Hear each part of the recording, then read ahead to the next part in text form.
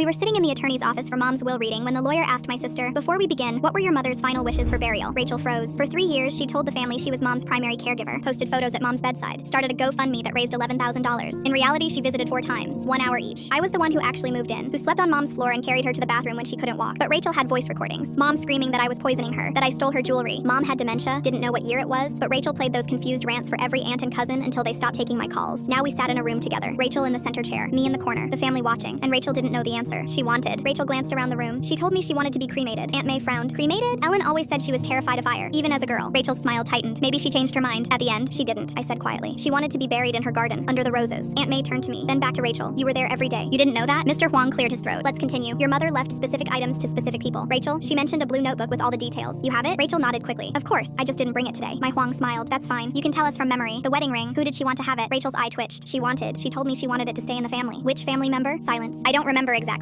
Cousin Derek leaned forward. You spent 2 years with her. You don't remember who gets her wedding ring? Rachel's face flushed red. There was so much happening. It's hard to remember every detail. Mr. Huang made a note. What about her medication? Some family members have asked about her regimen for their own elderly parents. Rachel relaxed slightly. Easier territory. She was on a lot of pills, blood pressure, memory, anti-anxiety for the sundowning. Uncle Richard tilted his head. Anti-anxiety? I thought Ellen had a bad reaction to those. Helen told me they stopped after 2 days. Everyone looked at me. We did stop. She was never on anti-anxiety medication after that. Rachel's jaw tightened. Maybe I'm misremembering. What about physical therapy? Aunt May asked. Did that help her mobility? Definitely. She made real progress. I stared at her. Mom hadn't walked in 8 months. I carried her to the bathroom every day. Aunt May's face changed. Rachel, what was her doctor's name? Rachel opened her mouth, closed it. I'm blanking. You saw him every week for 2 years. It's been overwhelming. The grief, Dr. Patel, I said. Geriatric specialist. House calls every Tuesday at 10 a.m. The room was silent. Cousin Derek spoke slowly. Rachel, what was Mom's favorite thing to watch at the end? Old musicals. Every night. Which one? Rachel smiled, confident now. The Sound of Music. The whole movie? Of course. I shook my head. We watched 20 minutes. The scene where Maria teaches the children to sing. On repeat. Anything longer confused her and she'd panic. Rachel's smile vanished. Mr. Huang looked up from his notes. The hospice required visitor logs. I requested them for the estate records. He slid a paper across the table. Rachel Adams. 4 visits in 2 years. Longest visit, 63 minutes. He slid another paper. Her sister. Me. 14,000 logged hours. Aunt May put her hand over her mouth. Rachel was shaking now. Tears forming. I still loved her. I was busy, but